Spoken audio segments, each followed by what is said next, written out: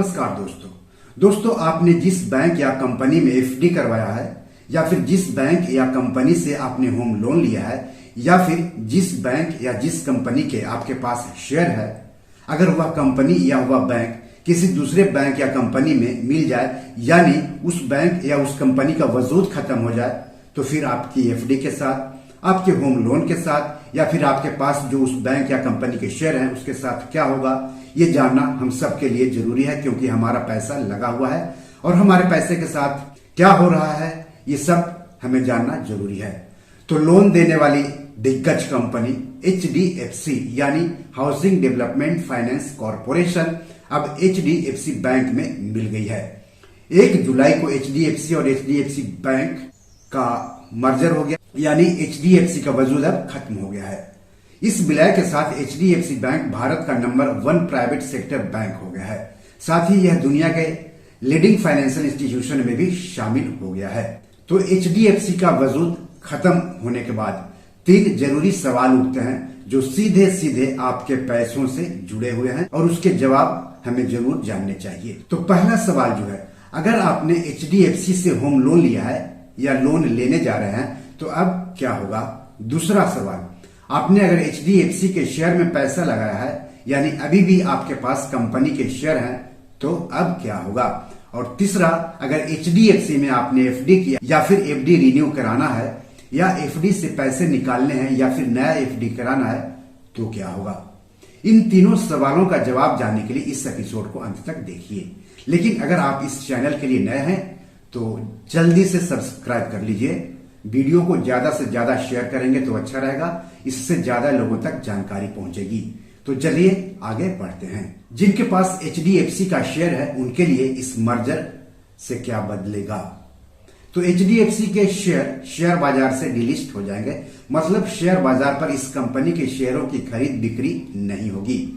Delisting 13 जुलाई से लागू हो जाएगी यानी इस तारीख से हाउसिंग फाइनेंस कंपनी के शेयर स्टॉक एक्सचेंज से हट जाएंगे। संयुक्त कंपनी के शेयर 17 जुलाई से ट्रेड होंगे।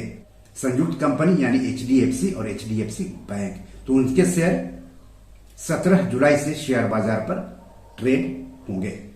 HDFC लिमिटेड और HDFC बैंक के विलय के तहत निवेशकों को HDFC के 25 शेयर्स के बदले HDFC बैंक के 42 शेयर्स दिए जाएंगे। यानी अगर आपके पास HDFC लिमिटेड के 10 शेयर हैं तो मर्जर के तहत आपको 17 शेयर मिलेंगे। HDFC की डिलिस्टिंग से पहले शेयरों का ट्रांसफर हो जाएगा और आपके डीमैट अकाउंट में जो ये नए बदलाव होंगे वो दिख जाएगा। यानी अगर आपके पास HDFC का शेयर होगा तो अब वहां पर आपको HDFC बैंक के शेयर दिखेंगे। अब है HDFC के कर्मचारियों पर इसका क्या असर होगा। मर्जर का दोनों कंपनियों के कर्मचारियों पर कोई खास असर नहीं पड़ेगा। मर्जर से पहले ग्रुप के चेयरमैन ने कहा था कि कंपनी में कर्मचारियों की कटौती नहीं होगी। चेयरमैन ने कहा था कि HDFC बैंक को हमारे लोगों की जरूरत है। इसके साथ ही कर्मचारियों के वेतन में भी किसी भी प्रकार की कमी या कटौती भी नहीं की जाएगी। तो ये अच्छी खबर है HDFC और HDFC बैंक के कर्मचारियों के लिए। सभी HDFC बैंक के ब्रांच में HDFC से जुड़ी सुविधाएं मिलेगी, सेवाएं मिलेंगी। अब HDFC बैंक के ब्रांच में HDFC की सभी सेवाएं मिलेगी। अगर किसी कस्टमर ने HDFC से लोन लिया है तो वह अब HDFC बैंक का कस्टमर बन गया है। लोन लेने वाले सभी मौजूदा ग्राहक नियम और शर्तों के आधार पर ही अपनी EMI चुकाते रहेंगे। पहले की तरह ही बैंकिंग कस्टमर्स को मिलती रहेंगी सुविधाएं। HDFC बैंक के कस्टमर्स को पहले की तरह ही बैंकिंग सुविधाएं मिलती रहेंगी। बैंकिंग सुविधाओं में से किसी भी तरह का बदलाव नहीं दिखेगा। चलिए जानते हैं कि जिन लोगों ने HDFC से होम लोन लिया है या फिर होम लोन के लिए अप्लाई किया है उनके लिए अब नया क्या है, यानी मर्जर के बाद क्या बदलेगा। तो पहले मौजूदा होम लोन ग्राहकों से जुड़े सवालों के जवाब जान लेते हैं। कुछ लोगों का सवाल हो सकता है कि क्या मेरे मौजूदा होम लोन की EMI बदल जाएगी। तो इसका जवाब है नहीं, इसमें कोई बदलाव नहीं होगा जब तक ब्याज दर में बदलाव नहीं किया जाता है। कुछ लोगों का सवाल हो सकता है कि अब लोन खाता क्रमांक क्या होगा, यानी जो लोन खाता क्रमांक है होम लोन ग्राहक का क्या वो बदल जाएगा। और HDFC लिमिटेड के लोन समझौते या शर्तों में भी कोई बदलाव होगा। तो इसका जवाब है कि आपका लोन अकाउंट खाता वही रहेगा और सारी शर्तें भी पहले वाली ही जारी रहेगी। और भविष्य में लोन से संबंधित कोई भी जानकारी आपको लेनी है तो अब आपको HDFC से नहीं बल्कि HDFC बैंक से करनी होगी। जो लोग HDFC लोन पोर्टल और उसके मोबाइल ऐप का इस्तेमाल करते हैं उनके लिए सवाल हो सकता है कि क्या HDFC लिमिटेड के लोन पोर्टल और मोबाइल ऐप का इस्तेमाल पहले की तरह ही अभी भी किया जा सकेगा। तो इसका भी जवाब है हाँ, पहले की तरह ही पोर्टल और मोबाइल एप्लीकेशन का इस्तेमाल आप करना जारी रख सकेंगे। आप लोन पोर्टल पर लॉगिन कर सकते हैं, साथ ही अपने मौजूदा लॉगिन क्रेडेंशियल और पासवर्ड या OTP मोड के माध्यम से ही मोबाइल एप्लीकेशन का भी इस्तेमाल कर सकते हैं। मतलब यूजर नेम, पासवर्ड या पिन कुछ भी चेंज नहीं होगा, सब जस का तस रहेगा, इसलिए कोई दिक्कत आपको नहीं होगी अपने लोन खाता के बारे में विस्तार से जानने के लिए। कुछ ऐसे भी लोग हैं जिनको अभी अभी HDFC से लोन मिला है और EMI भी शुरू नहीं हुई है, तो उनका सवाल हो सकता है कि हाल ही में मैंने HDFC से पूरा लोन ले लिया है लेकिन अभी EMI शुरू नहीं हुई है, तो विलय के बाद इस पर क्या असर पड़ेगा, क्या अब कोई नए नियम और शर्त जारी होंगी? तो इसका जवाब है कि विलय से आपके ऋण पर कोई असर नहीं पड़ेगा। सभी शर्तें, ब्याज की दरें वही रहेगी। पुनर्भुगतान चक्र पर कोई प्रभाव नहीं पड़ेगा। जब EMI शुरू करने की तारीख होगी उसी तारीख से EMI और उसी रकम से EMI की शुरुआत हो जाएगी। यानी EMI ऋण चुकौती अनुसूची के अनुसार संसाधित की जाएगी। इसके अलावा शर्तों में भी कोई बदलाव नहीं होगा। लागू ब्याज दर भी वही रहेगी। यदि कोई भी परिवर्तन होता है तो विधिवत सूचित किया जाएगा। जिन लोगों ने HDFC से लोन ले लिया है उनका एक सवाल ये हो सकता है कि क्या विलय के बाद मेरा ऋण HDFC बैंक को स्थानांतरित किया जाएगा? यदि हाँ तो इसके लिए क्या करना होगा? क्या ग्राहक लॉगिन में भी बदलाव किया जाएगा? तो इसका जवाब है कि हाँ, विलय के बाद आपका लोन HDFC बैंक में स्थानांतरित किया जाएगा। हालांकि आपके ग्राहक लॉगिन क्रेडेंशियल नहीं बदले, यानी यूजर नेम पासवर्ड में कोई बदलाव नहीं होगा और आप पोर्टल तक विलय से पहले जैसा ही पहुंच जारी रख सकते हैं और HDFC बैंक की वेबसाइट से सेवाओं का लाभ उठा सकते हैं। कुछ लोगों के सवाल हो सकते हैं कि क्या HDFC बैंक की वेबसाइट पर अपना होम लोन डिटेल्स चेक कर पाऊंगा? क्या नेट बैंकिंग पर मेरा लॉगिन क्रेडेंशियल पहले जैसा ही रहेगा, यानी कोई बदलाव नहीं होगा? तो इसका जवाब है कि जिन HDFC बैंक होम लोन ग्राहकों के पास बैंक का सेविंग्स या करंट अकाउंट नहीं है वो अपने होम लोन डिटेल्स के जरिए HDFC बैंक की वेबसाइट के होम लोन सेक्शन में जा सकते हैं और विस्तार से जानकारी पा सकते हैं। तो विलय के बाद HDFC का होम लोन अब HDFC बैंक का होम लोन हो गया है और ऐसे में अगर आपके पास HDFC बैंक का सेविंग्स या करंट अकाउंट नहीं है तो अपनी होम लोन डिटेल्स के जरिए HDFC बैंक की वेबसाइट के होम लोन सेक्शन में जाकर लोन के बारे में विस्तार से जानकारी पा सकते हैं। कुछ होम लोन ग्राहक के सवाल हो सकते हैं कि मेरा लोन आंशिक रूप से वितरित कर दिया गया है, शेष राशि लेने के लिए मुझे क्या करना होगा? मतलब लोन का पार्सल डिसवर्सल हो गया है लेकिन बाकी जो रकम है उसके लिए उन्हें क्या करना होगा? तो आपको HDFC बैंक के पोर्टल पर लॉगिन करना होगा या customer.service@hdfc.com पर ईमेल करके अपने खाते में शेष लोन के भुगतान का अनुरोध कर सकते हैं। इसके अलावा होम लोन के लिए निकटतम HDFC बैंक शाखा या तत्कालीन HDFC लिमिटेड शाखा पर जाकर के अनुरोध कर सकते हैं। निर्धारित प्रारूप में आवेदन देकर शेष लोन रकम के भुगतान का अनुरोध आप कर सकते हैं।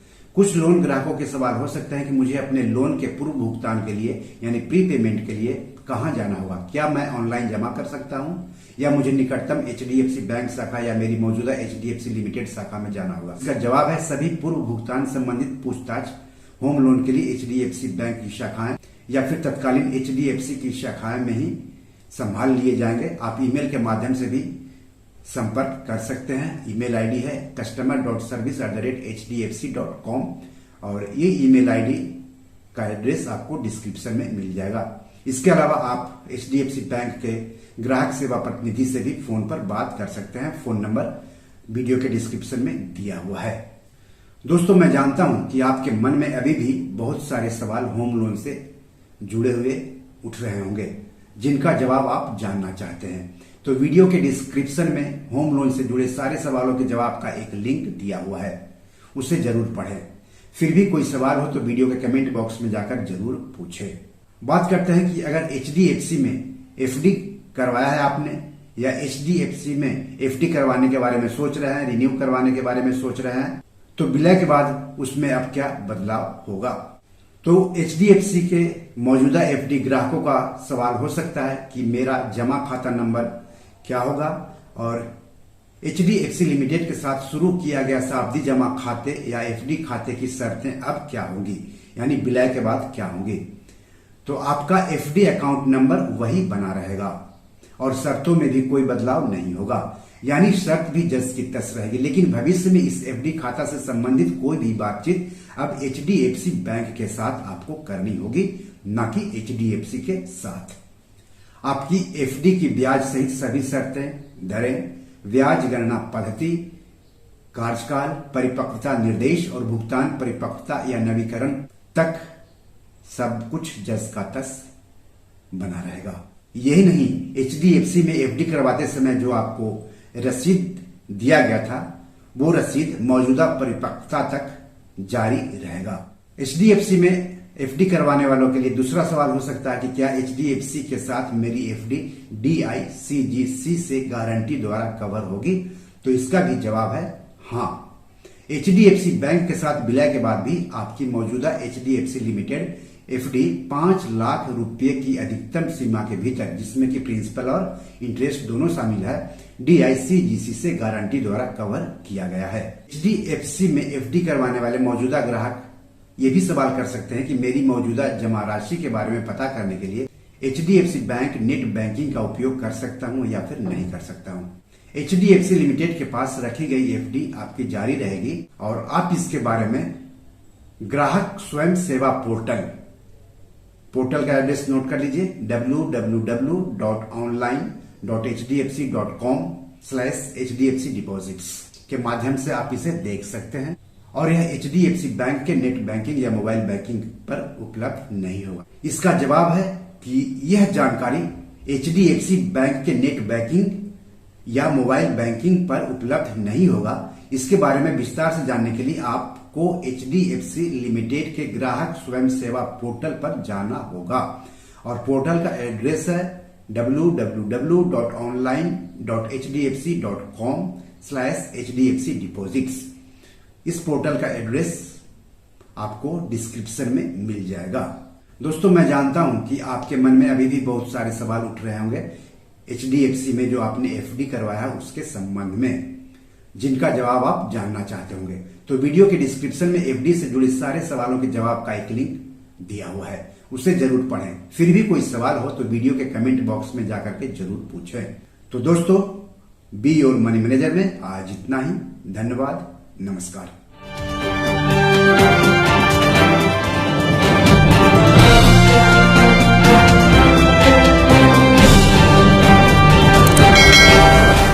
दोस्तों, ये मेरी 7 किताब है जो कि amazon.com पर पब्लिश है। आप इसे डाउनलोड करके पढ़ सकते हैं।